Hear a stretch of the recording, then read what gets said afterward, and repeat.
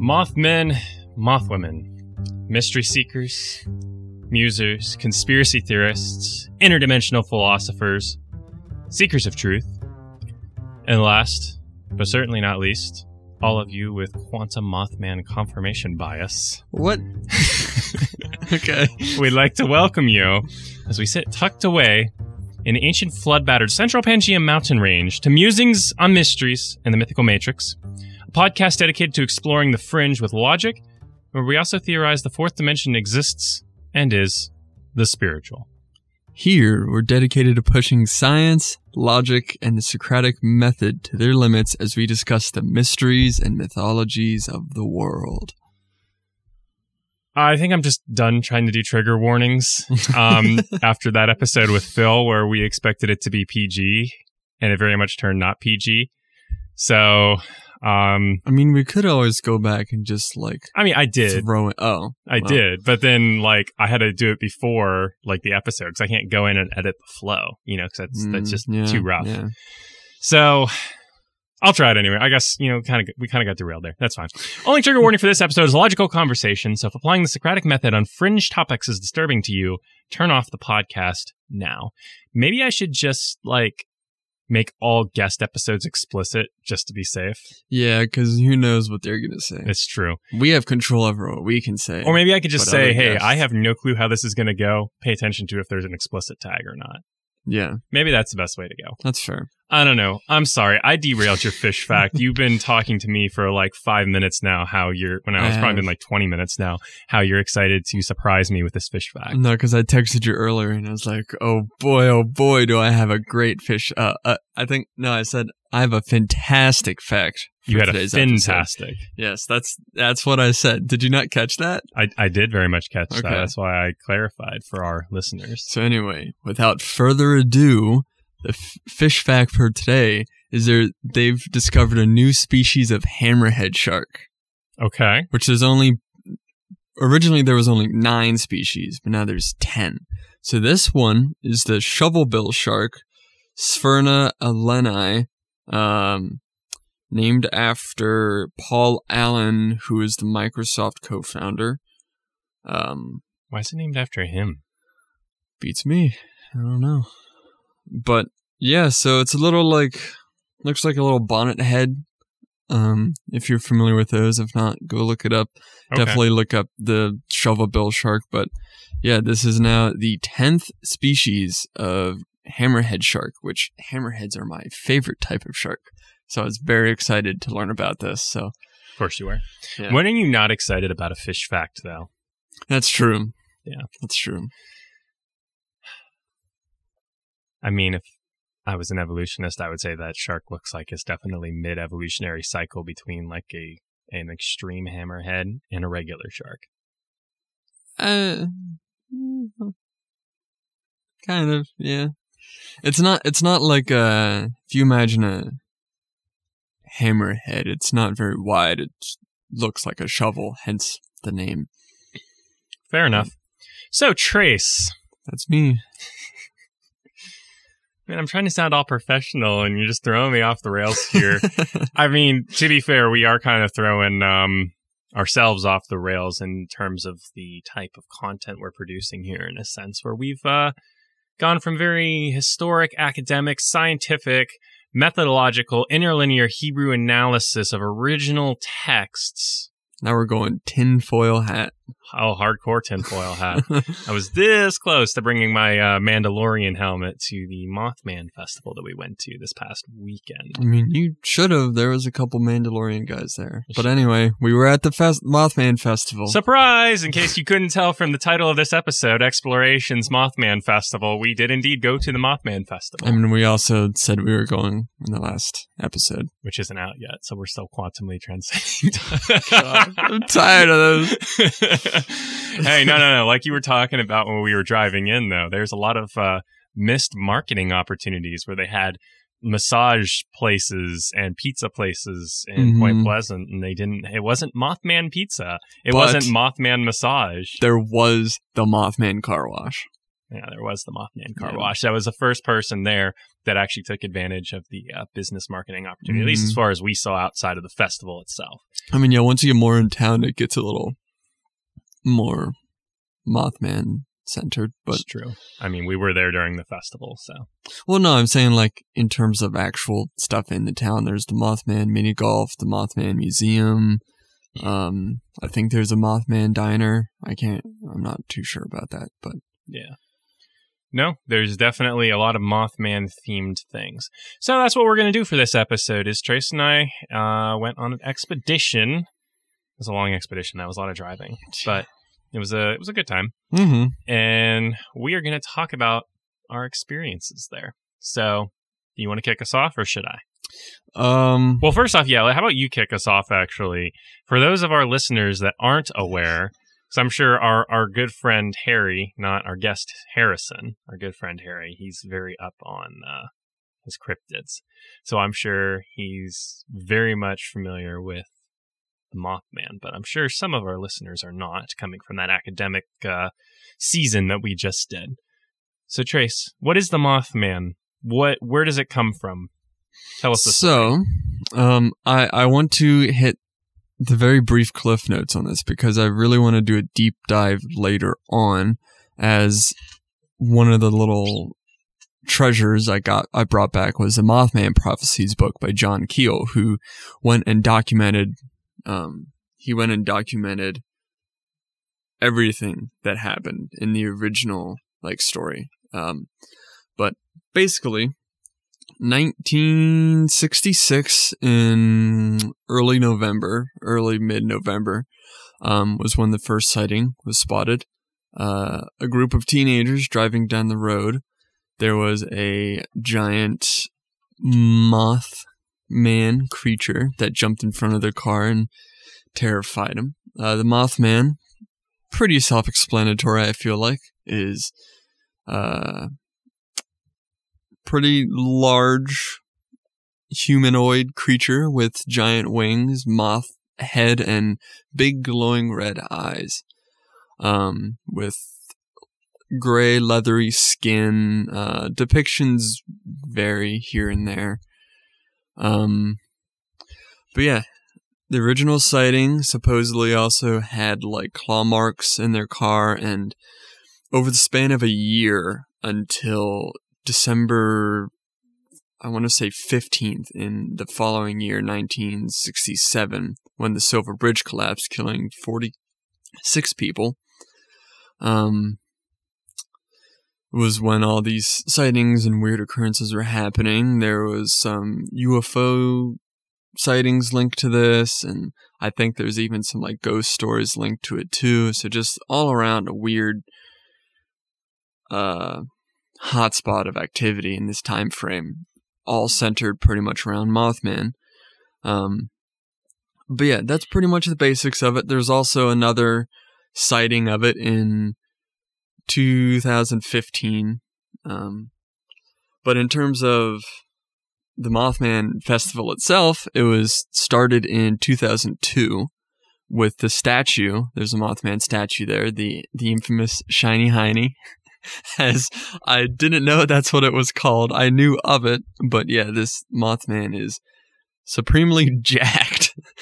And yeah, so that was put there in 2003 and the following year, and ever since it's become one of the more well-known, probably the most well-known small-town cryptid out of all of them. Yeah, I think that's a good summary right there. So, that being said, let's get into talking a little bit about Mothman Festival. Yes. So, get there. First thing that I really noticed that stands out to me is that there's, and I told them I'd give them a shout out. There's two different places I'm going to give a shout out to. First one. Mm-hmm. First one. I cannot talk today. The first one was Northwoods Bricks, and they had a studio set up and they had Lego Cryptid sets. Well, not exactly Lego, but off-brand Lego. Yeah, off-brand Lego, but it was good quality. Like I played with like Mega Bricks and other weird off-brands. Yeah, like Mega Blocks. Yeah, like that kind of stuff. And they're kind of so-so. These ones, like, you would think that they're Lego if you like didn't know Lego like the back of your hand, like I do. Yeah, there was a small difference.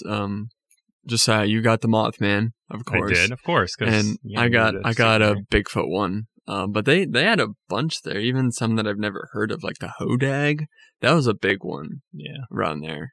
Yeah, so they're if you're into Lego-like cryptid creatures, I would definitely recommend them. I had a good time building mine. Mm-hmm. I did. Yeah, you struggled. It was a little rough for mine. I think I'm just the superior, like your Lego. I'm not the superior talker tonight, but I am the superior Lego builder, I think. Well, the problem was with the Bigfoot, every single piece was dark brown, so it was very hard to discern like which piece was what. It was just kind of digging through a pile of all the same color, and as well as the instructions, you could barely make out the lines in between the pieces and like the orientation of it. All it was, it just basically looked like a big dark silhouette. Like that's all, like, unless you like look real close, that was all I had to go off of. So yeah, it was a little rough for me, but in the end I managed. I mean, look at the Mothman, he's gray. A little bit of black. Let me see these instructions here. Oh my gosh, yeah, this is so much easier. You can actually tell like all the, like this is, the brown was way darker than this. Oh. So it's like you could barely make it out. So the instructions for the Bigfoot were a little bit confusing because of the color, like, contrast. Yeah, the instruction contrast was rough. I thought you were talking about the actual pieces, and Maddie and I are both making fun of you. No. I mean, you know all the Legos I've built. Yeah. So I'm well versed in and practiced in my Lego building. Well, Trace, you know, as the saying goes, you can't be both a Lego collector and a Lord of the Rings fan. So you have to pick one or the other. What? Yeah. Because, like, if you're a Lord of the Rings fan, you're Legoless. And that being said, ladies and gentlemen, mystery seekers, quantum Mothmen and Mothwomen, we are going to take a brief ad pause. We'll be right back.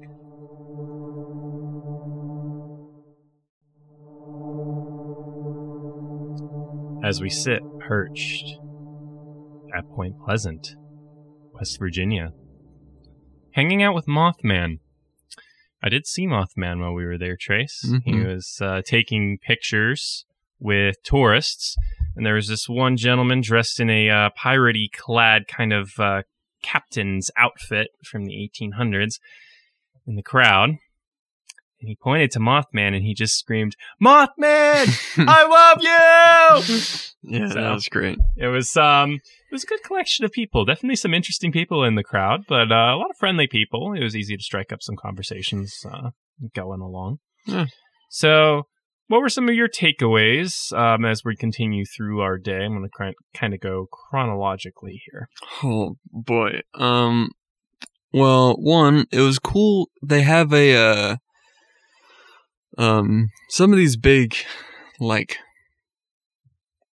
fan club kind of things, like the 501st Legion for Star Wars. So it's just like, it's a group of people that dress in like Stormtrooper and anything Star Wars costume. So there's a big 501st presence there. So there are a couple like Mandalorians, and there's even one guy who was a Mothman Mandalorian, which I really liked. I did not catch that one. I know, so. You would have really liked it. He was really cool.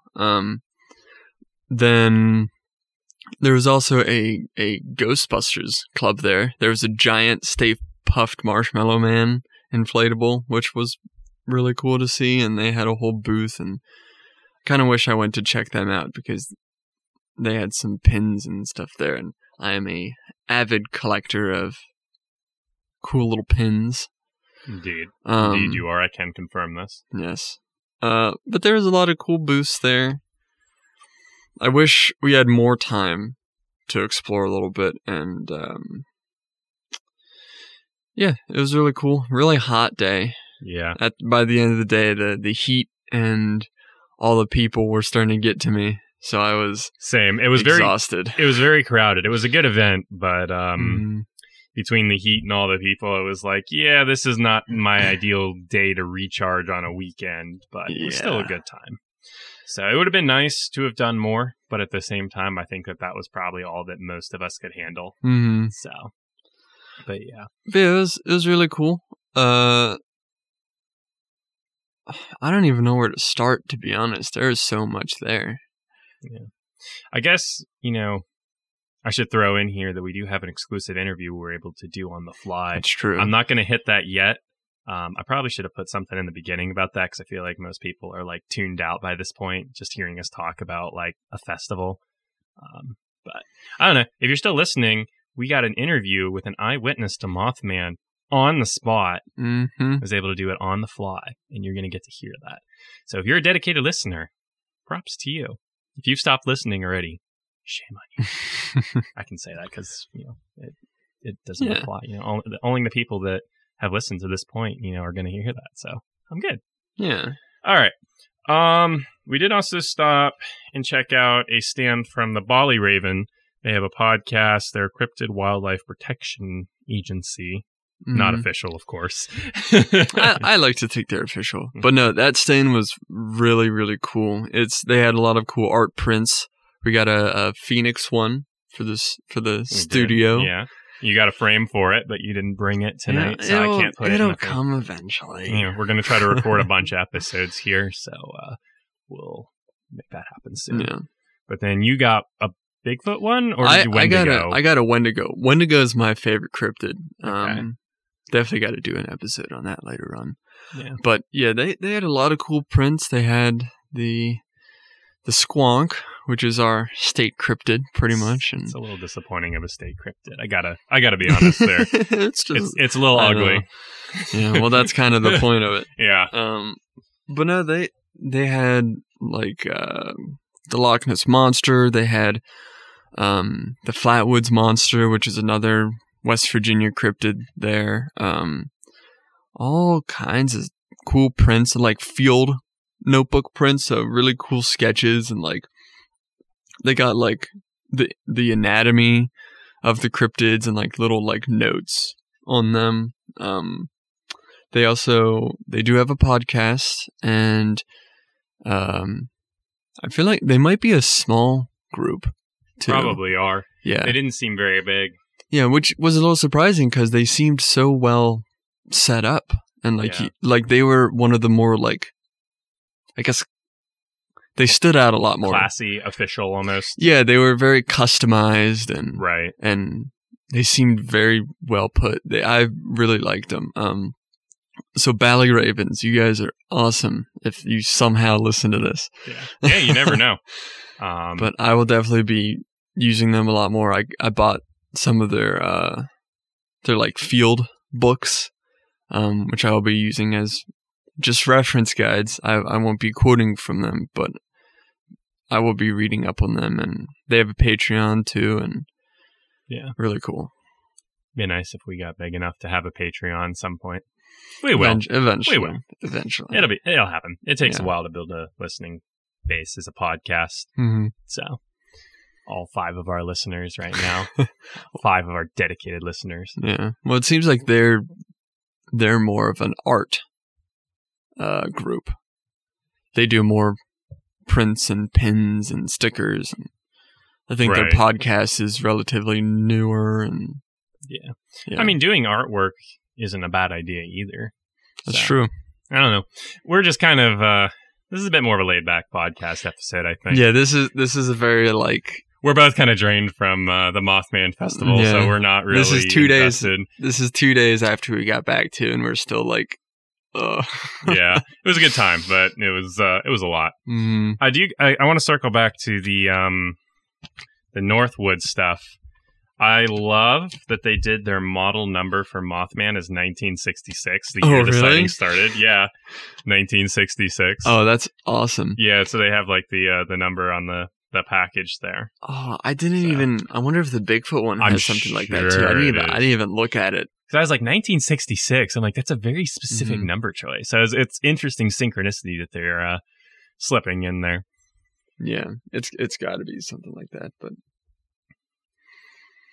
yeah, well, that being said, let's take another ad break early, and let's come back and just lead straight into this interview that we had. I'll preface it. It's going to be a little noisy because we were doing it in the middle of the festival. Yeah. A lot of people talking around. So I'm going to try to go through and see what I can do in post. I might be able to do something. I might not be able to do anything. So we'll see.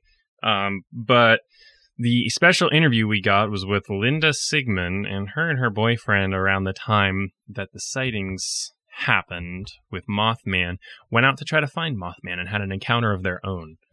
So, that being said, I'm not going to try to say what her experience was because we got the interview in the field. So, you'll get to hear that as we come back from this ad break. All right, and so, can you tell me what your name is, ma'am? My name is Linda Sigmund. All right, and you had an eyewitness encounter with the Mothman. In 1967, when I was 16 years old. Wow. My boyfriend and I were out looking for him, and we were out in the country, and we pulled in a field and parked, and we got out and sat on the hood of his 57 Chevy, and we were there about 10 minutes, and we saw a light over our right shoulder, and it was a big UFO coming through the clouds. And it was like it burst through like it come through another dimension. Okay. It just kind of like popped in. And it came, he jumped off the car, and I'm still sitting there. And it came and hovered above the car, and we didn't know what to do. Next thing I remember, I was in the car, and he was trying to get the car started. The UFO was above us. And it was about treetop high. And it was about treetop high. And once we got the car started, I looked out of the passenger side, and the UFO was right above us. And as we pulled forward, Mothman was on the ground, and it flew up from the left to the right. There's a whole lot more that went on. I had lost time. In 2017, I was regressed, and I found out that when I remember falling off the car, slid off the car, because I remember the car was still warm, the hood was still warm, and I burnt my leg. And when I came down, I landed on feet. I landed on his feet. And I know this sounds crazy, but this is true. It picked me up and carried me over to the car. My boyfriend's sitting in there just real stoic, like he's in some kind of a trance. He pulled it out and put me in the car, and it slid across. And that's when I came to, and I didn't have any memory at all of that until I was regressed in 2017. Wow. I lived with that all my young life, living with that through my last senior year of school. What this left me with was I had always had psychic abilities, but it really made them come to front. That's why it's hard for me down here around everybody. Yeah. I can feel everybody. I'm an empath. I can hear everything. I read people. You can feel all the energy everyone's putting on. Yeah. But like I tell everybody, and like I told that little girl that was here a few minutes ago, it had every chance to hurt me, and it didn't. One thing that I find a lot of the witnesses have in common is they have the Native American heritage, because Chief Cornstalk is my 6th great-grandfather. Wow. And he was very important down here. And they blame a lot of the stuff on a curse that he supposedly put on the area. I don't believe in the curse. I don't think that he did that. That's just in my heart. I don't feel that. But that's one thing they had in common. But like I said, I encountered a lot more UFOs that same night. And my father saw them, my mother saw them, my grandmother and grandfather saw them the same night. and they lived in different areas. So, it's amazing. Do you remember what the UFO looked like above? Yes. You? Was it just like a light, or did you actually When it came in from my right, it was probably 50 yards at the most away, and it traveled about 30 yards till it got to the gravel road. It stopped right there. We looked at it, and it was probably about 30 to 40 feet in circumference. And when it was bright red, it made no noise except maybe a little bit of a humming noise. And it came forward, and it stopped right over top of us. The thing is, when it came forward, it gave one of these tips, and I could see the bottom of it. And underneath of it were like lights in a T, blue and white lights. And the whole area was lit up. And I can't say it was heat that I felt off of it, but I was definitely aware, And then when we pulled forward to leave in the car, I remember looking out the passenger side, looking up. Couldn't see the sky, it was so big. Wow. But when it went straight, and we went straight and to the left, and more after that. So, yeah. That's fascinating. So you're saying you felt like something not quite warm, but would you describe it as similar to warmth, maybe? It's like when you're inside and air conditioning and you walk out and it's warm. I mean, it's not going to burn you to death, but you can tell a difference in the heat. Okay. No, I didn't even think about radiation. I know later on that people say, well, did you get sick from it? And I said, well, I can remember having a problem with my immune system my entire senior year. But the thing I had, the worst part of it was I had the dream that the bridge was going to collapse the night before because it left me a psychic ability. I knew something was going to happen because I saw packages floating in the water and heard the crumbling and stuff. And anyway. So did you know the bridge was specifically going to collapse, or was it just more of an ominous feeling I didn't know that it was that bridge. So 2 weeks before it went down, I went across it to do some Christmas shopping. And I came down here and I saw 2 men in black, and they were just standing around, and they frightened me. Even this was after I had my encounter. They frightened me a whole lot more than the Mothman. Really? They had an ominous look about them. They looked foreign. Didn't quite fit in. Didn't fit in. They had like a pallor complexion, dressed in black. And I spoke to them as I went in the store, and they didn't even acknowledge that I was there. So it was a very, very trying, unfortunate time, and a lot of people try to blame Chief Cornstalk and Mothman on the bridge falling. I think, if anything, he was here to tell people, be careful, especially since I was a relative, I never came back down to Point Pleasant, and 2 weeks later the bridge fell, so, and my heart goes out to everybody that lost anybody. Yeah. What's your take on what the Mothman is and the UFO phenomenon that you saw? Is it? When I was regressed, I found out that when I fell down onto his feet, he picked me up. I saw from his feet up to about his shoulders, under his shoulders. He had gray, leathery-looking skin. He had arms and hands with long fingers, no big claws or anything. I didn't see his head. I didn't see the red eyes like Faye DeWitt. But he did have wings. And when he flew, he put them straight back and up he went, like Superman. When I was 16, I wasn't afraid of anything. I wanted to go back up and find it because my boyfriend didn't see it. But, I wanted to go back and find it. But he had every opportunity to hurt me. Right. And he didn't. Did you go out there with the intention of seeing it? Uh-huh. Okay. Yeah, my dad told me to stay away from down here, because prior to that in November, when he first was around, he said, there's government men down there, you don't want to hang out down there. So my boyfriend said, well, let's just go back in Mason. up in the pasture where we used to ride horses over there and just park over there. And then all of a sudden, we weren't there even more than 10 minutes. Here come the UFO. But I am 100% sure that it had something to do with the UFO, because it wasn't there until that UFO came. Right. And when I was regressed by a licensed therapist in 2017, she told me, I'd like you to come back because I know there's a lot more. I can't handle what I've got. Yeah. But it left me with enhanced psychic ability. I read people. I'm an empath.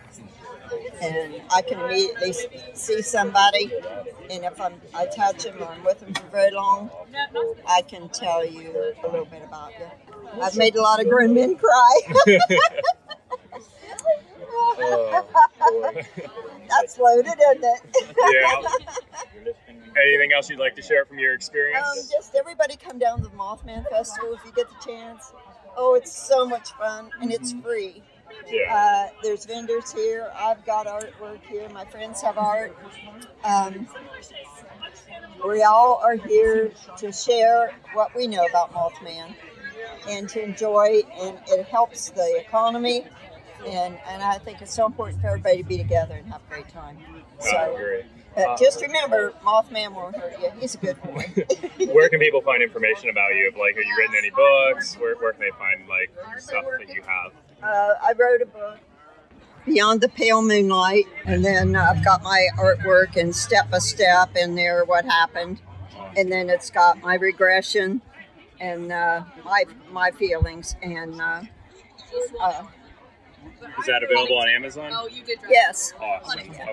Yeah. All right. Well, thank you so much. I'll get one of those as soon as we're done here. Okay. Thank you. Thank you much.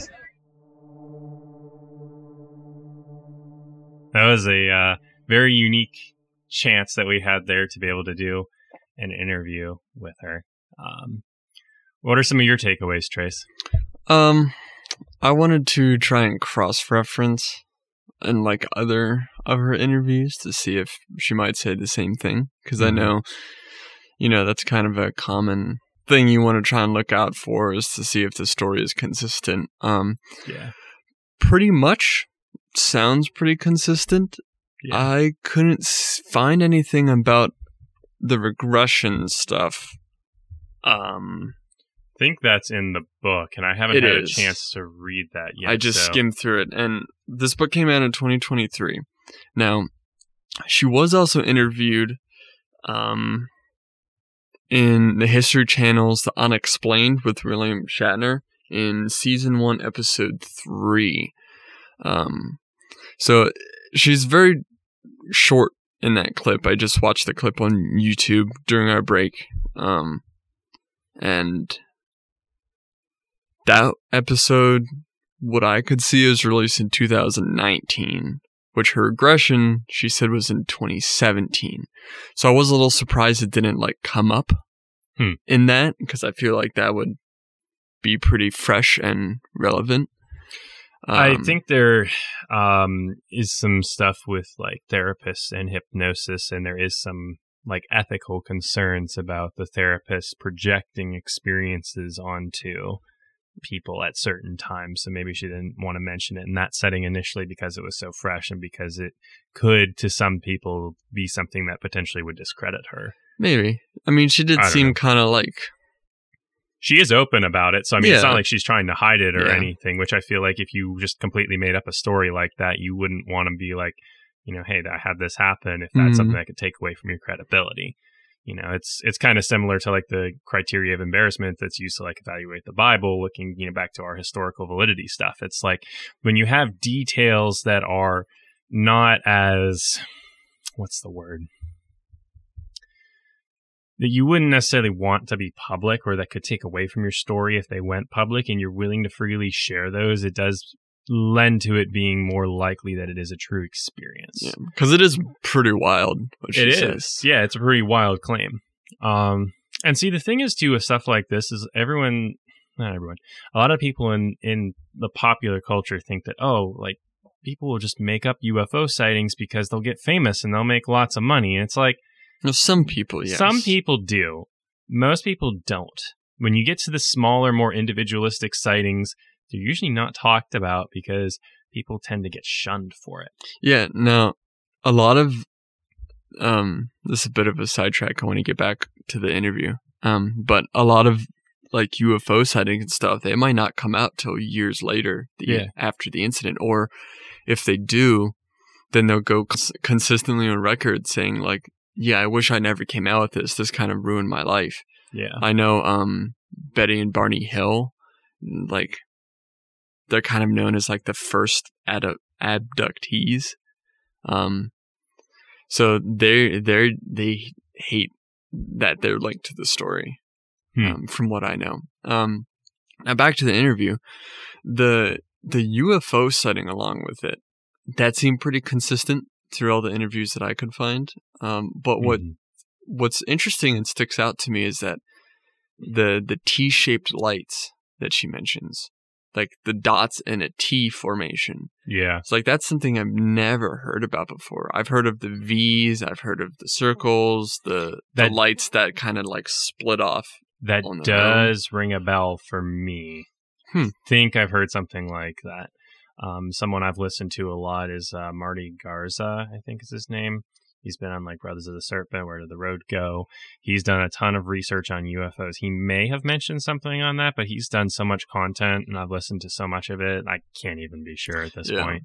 I'd be interested to see other like sightings with this T-shape, because that's the only thing that really stuck out to me, is like, that's unique.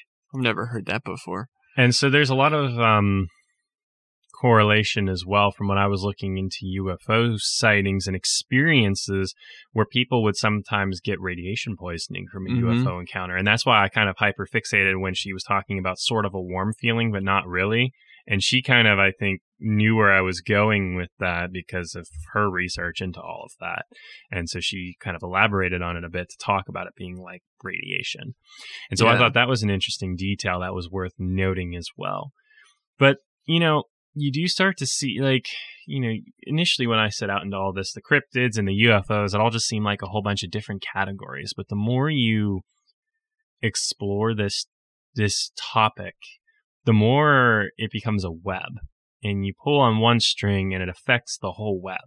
So you pull on the Mothman thread, suddenly you've got UFOs and you've got paranormal and you've got psychic abilities and you've got all of these other things that tie into it and that are interwoven into the framework.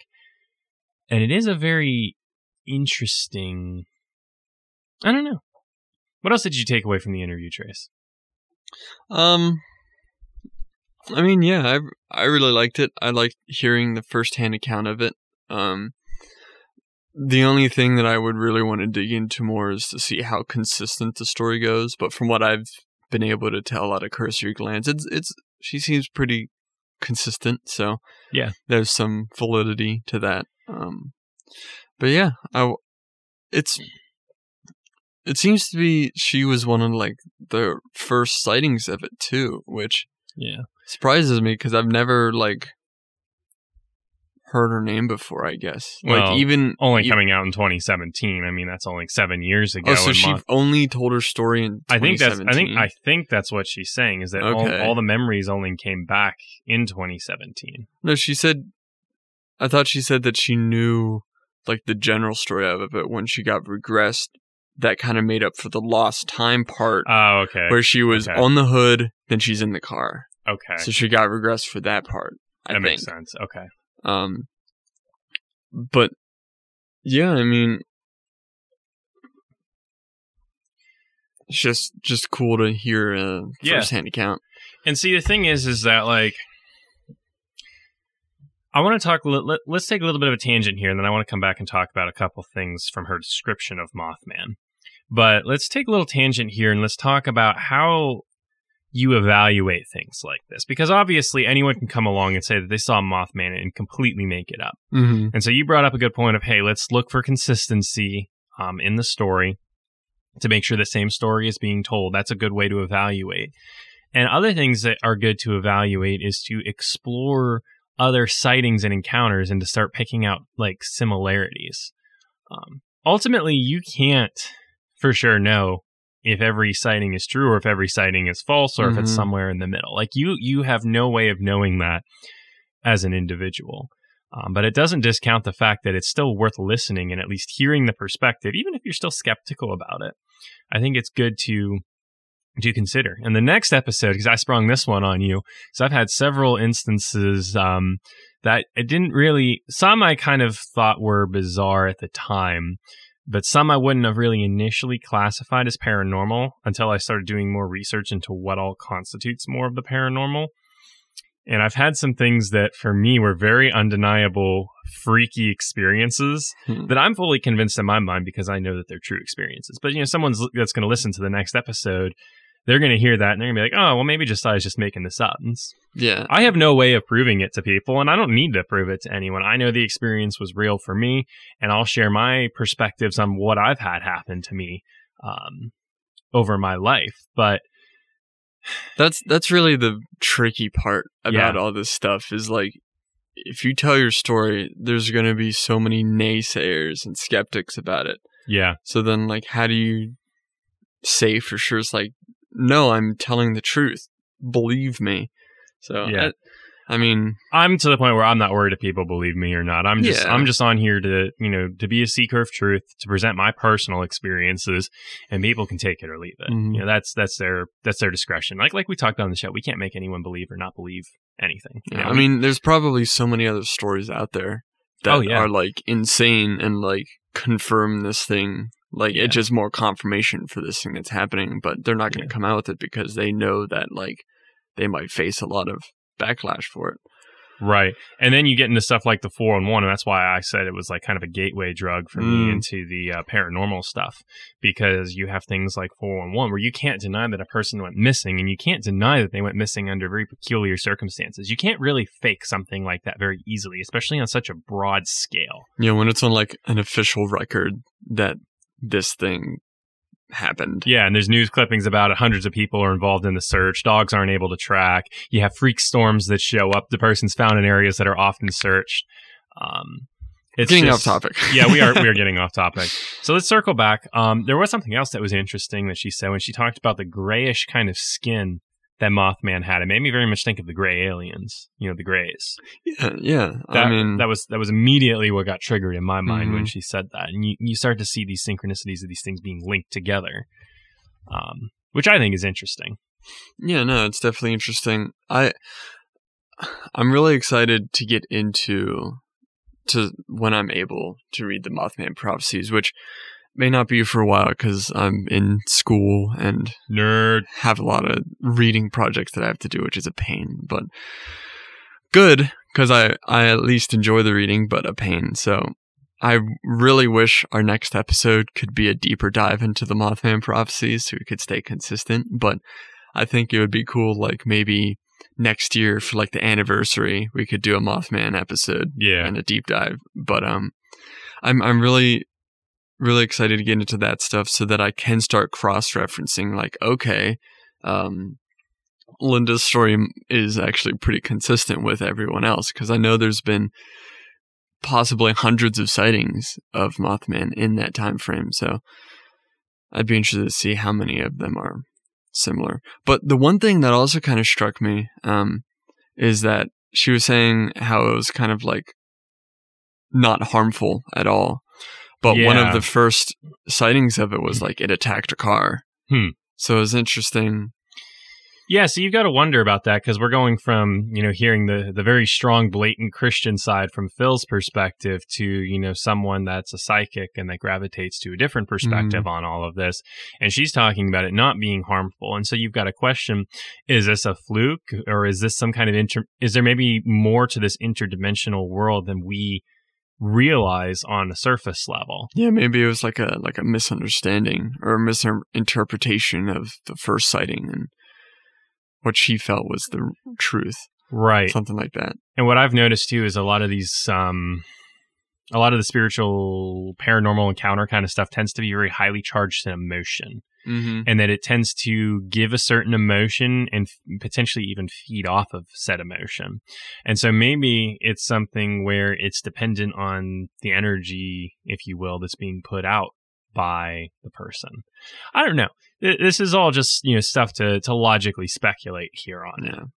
Because I'm convinced in my mind, I don't think you can deny that the paranormal is a thing. I mean, going from someone like, my dad talking about experiences where there's a helicopter crash and people are plucked out of the helicopter and set next to the helicopter without a scratch. Mm-hmm. I can tell you from firsthand, like being a huge airplane helicopter nerd.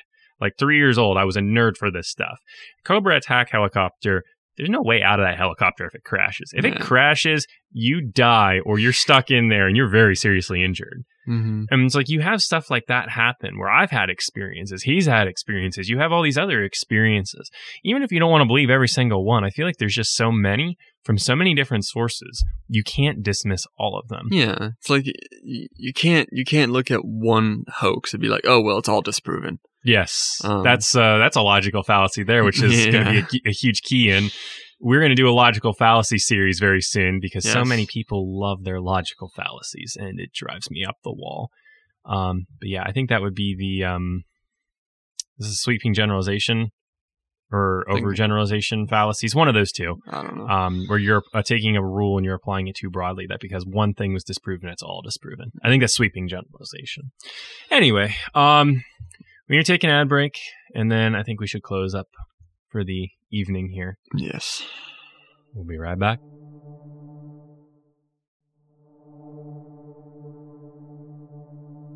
Quantumly transcending your earlobes on Musings on Mysteries. I don't like that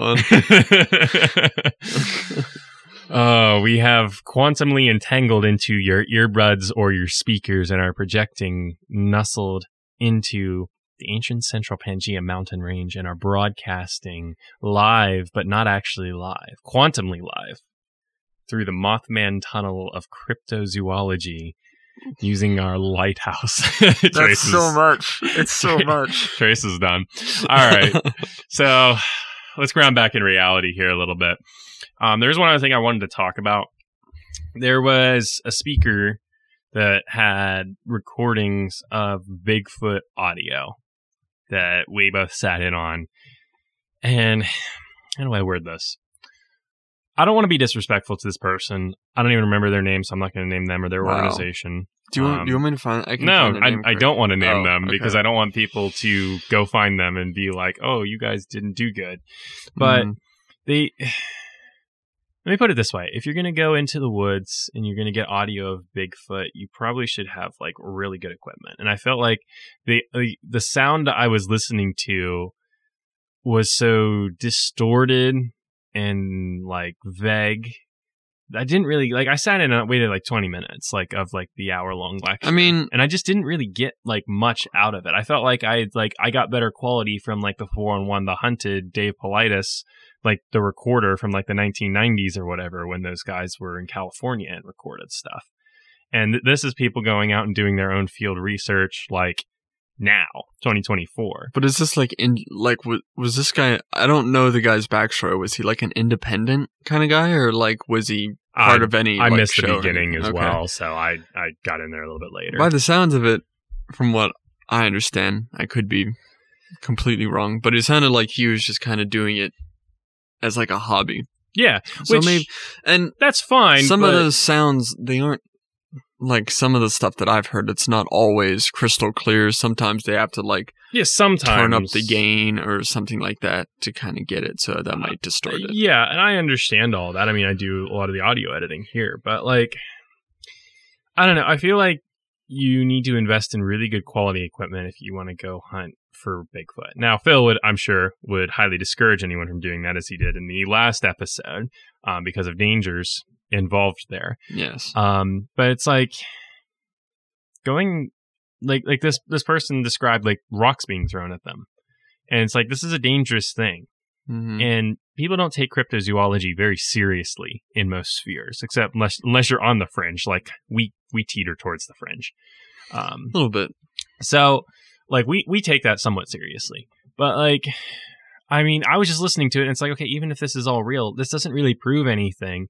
And, you know, people were really excited over like, you know, sound footage just wasn't the best. And it's like, if you're going to do this, even if you're going to do it as a hobby and go out in the woods, I feel like you need to kind of have that mindset to be like, hey, people don't take this seriously. I should probably work on like really trying to validate this field.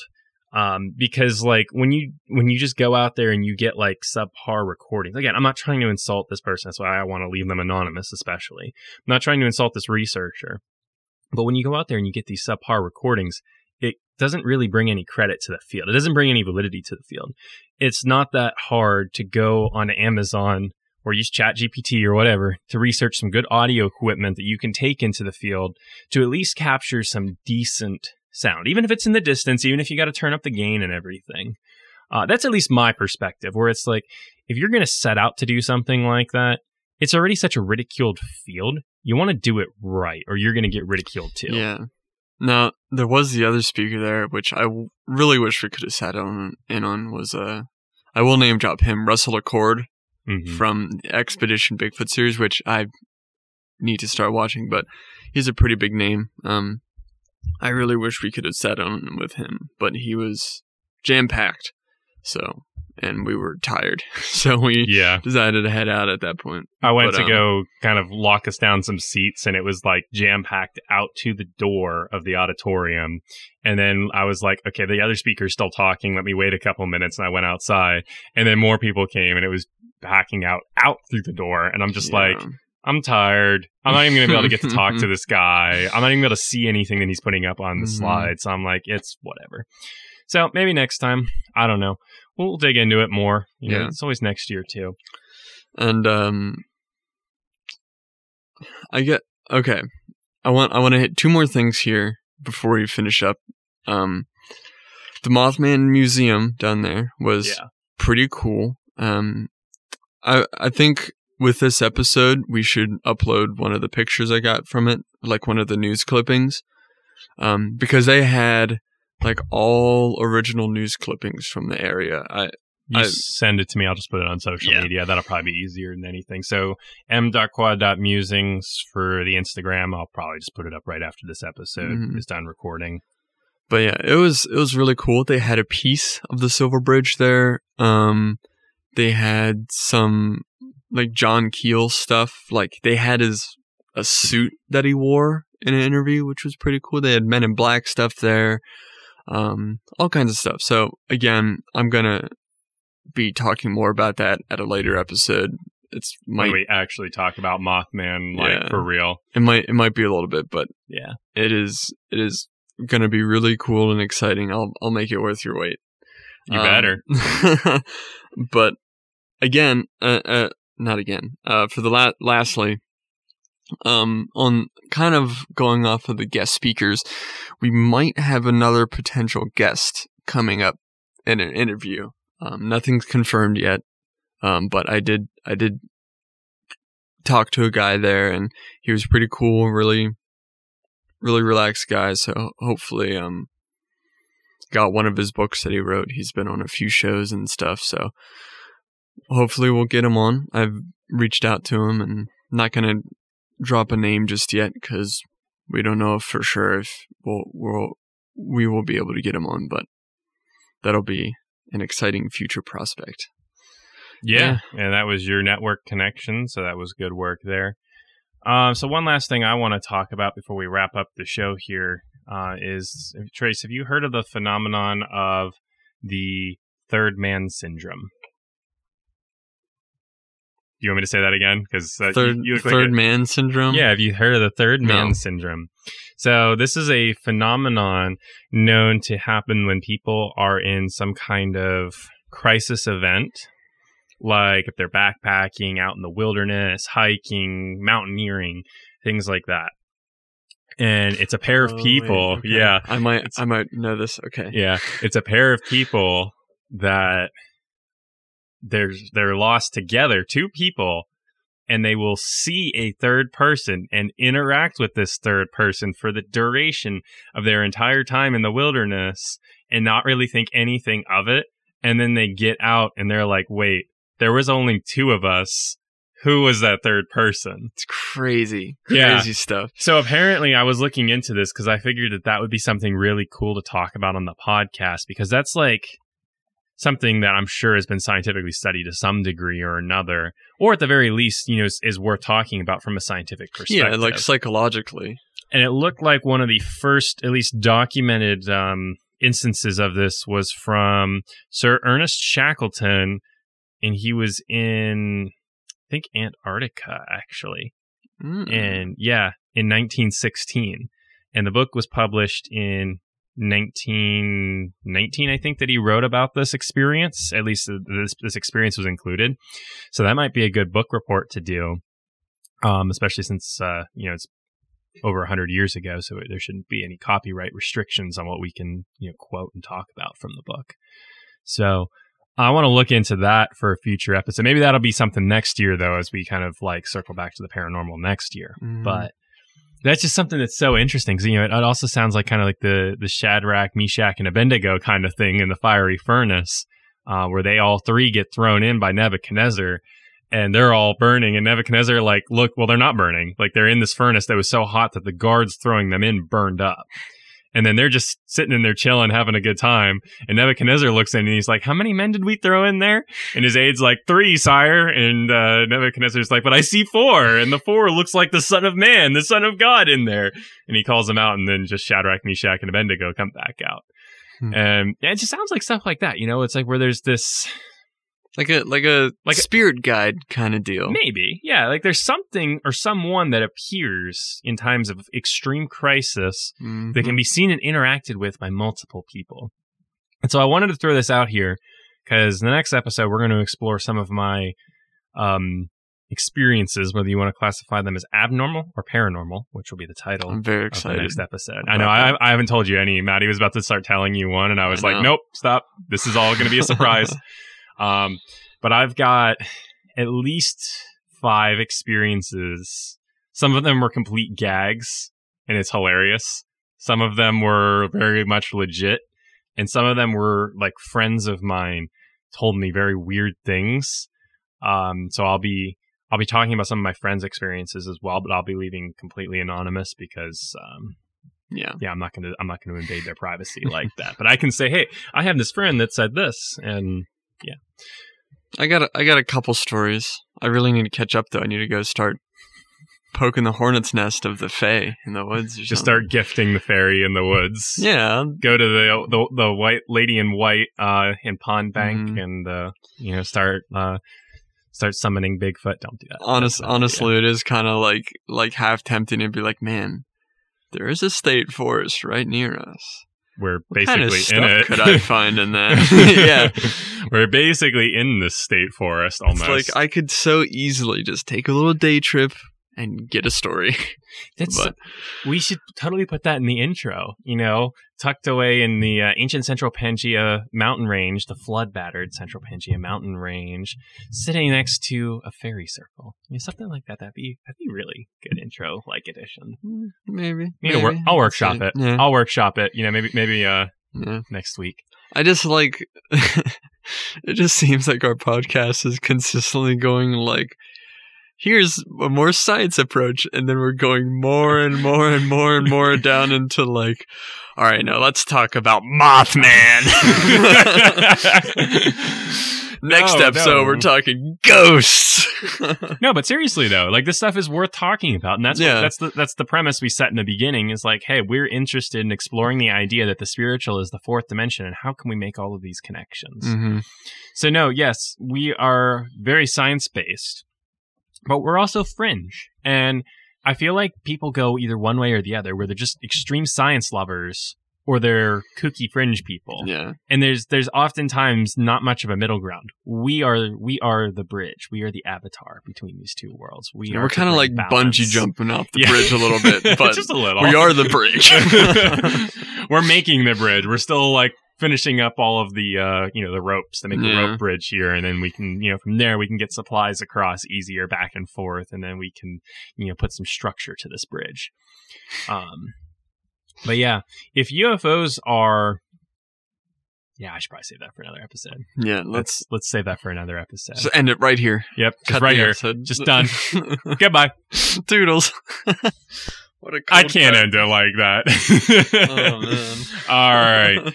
Because I got to do the whole outro spiel. I did just stop the recording abruptly, but I can't do that. I got to put the social media. Yeah, you know, fair. what if we have That's people fair. from the Mothman Festival that are wanting to know where to find us?